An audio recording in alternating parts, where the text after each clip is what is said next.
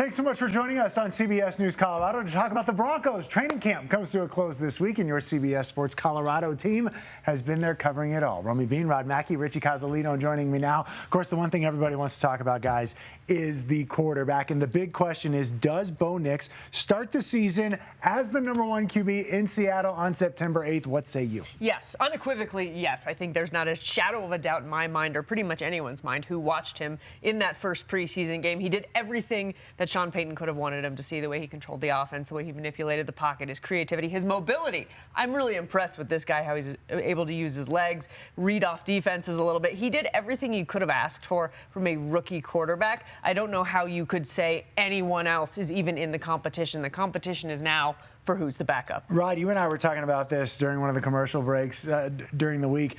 Look, one, you can't lie to the players, right? If Bo is the best quarterback on the field, the other guys on the field are going to know that. And two, Peyton Manning, his rookie year, awful. But he learned so much, and he's talked a lot about that. I'm not saying Bo's going to be terrible, but he's going to have some ups and downs, but might as well get those ups and downs out of the way now. Because a lot of people think the Broncos will be terrible. I mean, there's only one team in all of the NFL that's supposed to be worse than Denver. And that goes back to what Romy's point was. After game #1, I think that solidified it. Because the question was, if he came out and he really didn't look that good, then maybe you do go with Jarrett Stidham. And the whole thing, Stidham played well against the Colts. He truly did. But Bo played at least as good, and that's what you wanted. So the fact that you got this rookie who's the #12 pick overall, and he showed all that productivity. I mean, that's the thing. Sean Payton talked about it today. He said not only did he do well, but the team scored. 4 of the 5 times he had the ball, the team went down and put up points. That's what matters. He's got his teammates believe him. McGlinchey talked today about it. Again, he's convinced all his players. They all like the way he plays. They all like everything he does. There's no doubt in my mind. And again, nothing against Jarrett Stidham. He did all he could. He was never going to get this job if Bo was even mediocre, and Bo was better than mediocre. Wouldn't it be nice to have a Broncos offense that can put up some points this year? Broncos country's been waiting for that. Richie, we know that sometimes a quarterback's best friend can be the running back. Let's talk about the running back room. Yes. What do you expect to see out of there? Might it be a 1-2 punch with Javonte Williams leading the way? Might do a 1-2-3 punch. Might be a 1-2-3-4 punch. It's a crowded running back room, that's for sure. We kind of had that conversation between Romy and I in the sports office this week. Who's it going to be? Is it going to be Javonte Williams at the 1? Is Logic Estime going to get more carries than we think as that rookie running back coming in, kind of taking the same position that Javonte plays? Where does Samaje Perine fit into all of it? And Sean Payton really likes Jaleel McLaughlin as well, kind of as that gadget running back. Not a great pass blocker, but one who can get out and make plays in space. Javonte Williams, I think right now, the running back who has that #1 spot. But we're still not sure what we've seen out of him with the ACL tear. He really hasn't looked like his full self yet. And if he doesn't by midseason, we might see Estime kind of slide into that role. Possibly. Midseason trade, Javonte's gone. Not sure yet. Perine didn't help himself in Indianapolis. No, he didn't. And I think what Javonte has going for him is he's the best in pass pro, and they need that from a running back. But Estime is a brick, and he is the future, and that is very clear. So it's going to be fascinating. I don't know if there's room for Samaje anymore. I don't think so. And when you look at this roster top to down, you go to wide receivers. I mean, Sean Payton has said he hasn't seen this much depth in a long time. You might carry 3 quarterbacks. Something's got to give, right? At some point. You could have made a case for 4 running backs and a fullback. Mike Burton, I don't think you have space for that anymore. Talk about the receivers and what we've seen out of them. Cortland Sutton, Marvin Mims, and then who kind of falls in line behind those guys? I mean, that's the thing. So Tim Patrick, after 2 seasons of having to miss a season because it's going down and out in training camp, everyone's rooting for this guy. Romy and I were so excited to see him get that first catch against Indianapolis.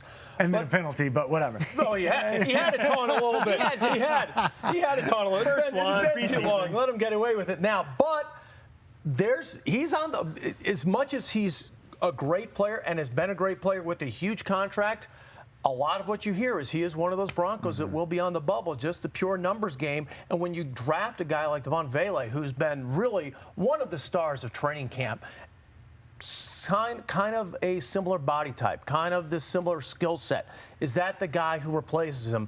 More for the future, more for the contract. So I don't know. Vele's really impressed me. I think he's been fantastic. It's, as Romy said, it is the deepest position, I believe, on this team right now. For years, it feels like the Broncos have been trying to figure out the tight end spot. Greg Dulcich seemingly can't stay healthy. What are they going to do at tight end? I mean, the best player on the team, Lucas Kroll, is hurt his toe. He's got a toe. I think that is a big question mark. Obviously, there's a lot of high hopes once again for Greg Dulcich, but you're still waiting to find out, can you trust him, right? Can he stay healthy all season? He has really struggled with that. If he can, and he can actually have a breakout season, this could be massive, especially for a Sean Payton offense. But we're still really waiting and seeing. Adam Troutman, you know, he's old reliable there. But it's going to be interesting to see. Lucas Kroll, I think, does have a chance to break out. That's the kind of we'll see. It's got to be Dulcich, right? A guy was projected to be a top 5 tight end in the NFL a year ago. Remember how fast he was before he went down, right? He's got that separation speed, but the question is, can he stay healthy? Yeah, and the other question is, can he block, which was really funny because earlier in training camp, Sean Payton was asked about that. What do you think about his blocking ability? He goes, we'll be all right. Tight end doesn't need to block. Basically admitting, yeah, he's not a good blocker, but he can catch. We'll find someone else to block. If he's good enough, they'll find a spot for him and cover up those deficiencies. On the other side of the ball, it's weird watching this defense without Justin Simmons back there, a guy who's been a mainstay on that side. Of course, now kind of a passing of the torch, if you will, to PS2. What other positions on defense are you watching and maybe kind of pinpointing, hey, look, this is something they need to work out with 2 preseason games left before the real stuff begins? If you're talking about players departing, I look at Josie Jewell as a big person who's left kind of a gap in that inside linebacker spot as well. Linebacker, I think, is going to be an interesting one. Baron Browning, I think, is due for a big year. The Broncos pass rush needs to get to the quarterback to help out the secondary. In my opinion, I think there's a lot that can be improved on the defensive side of the ball. Between Alex Singleton maybe taking a bigger role, and of course, who's going to be that number 2 cornerback alongside PS2 is going to be a big debate as well. I think that's a key because you're going to go after PS2 if you're the other quarterback? No, he's not going to get any action. It's like playing against Champ Bailey. So whoever's on the other side's really got to step up because he's going to get picked on. I think I'm excited about the defensive front. This defensive line, they look meaner, they look nastier. We know the run defense was very bad last year. It looks to be very much improved. So that's one area I feel really positive about, that I think we're going to see some really good changes, is up front. I'll open this up to either of you. Who surprised you the most, or has anyone kind of jumped out to you guys as you've watched training camp and now 1 preseason game under the belt? It's Devon Vele for me. I mean, I think he is locked down the roster spot. I think we all thought Troy Franklin, he was drafted higher, he was going to be the guy. He's coming along a little slower, but no need to panic. He's still a rookie. But Devon Vele, he continues to impress at every single practice. He makes crazy catches. He makes great plays. I think he's absolutely solidified a roster spot. And it's interesting because he's 26 years old. And so he was saying that, like, Father Time's undefeated. I don't have time to develop like other rookies. I have to be ready to go. So I think this is a guy we could see show up a lot sooner than you may see a rookie wide receiver. With me, I mean, I know it's too soon to get too excited, but we saw Bo have some bad days at training camp. After what I saw in Indianapolis, I mean, honest to goodness, I know he's the 12th overall pick, but I was impressed. I mean, he does not look like a rookie. And again, he's one of these older rookies, and he's played like 1 million more college games than anyone else in the history of college football. But he really looked the part of a starter. I don't know how. It is a surprise, but it's what has me the most excited. I'll do the flip of what Romy just talked about. Instead of the person who excited me the most, the one I was most disappointed was Troy Franklin. Yeah. He has that connection with Bo Nix coming out of college, one of his favorite targets at Oregon. And he kind of flew under the radar at camp, and that's not a position at wide receiver. I know it's deep. We talked about that, and that's a good problem for the Broncos to have. But I think Troy Franklin has a lot of opportunity, a lot of potential that he didn't quite show at camp. Does he make that 53? I guess we'll have to see. And they traded up to get him. Yeah. Exactly. Yeah. Quickly, predictions for this year. What do we think? Number of wins? Yeah. I'm going to go 9. Okay. Yeah. All right. Optimistic Romy. I hope you're right. I think she said 9 last year as well. Just 9 in a wild card spot. Oh, wild card spot. All right. Look at Rome. What are you thinking, Let's hope Rod? Rome. I'm going to flip it. I'm going to say 6. Okay. Over under 5.5. I'm going to flip the number. If you think, and you turn it upside down. Oh, I gotcha. Yeah. The number. So I'm going. At 5.5 is the over under.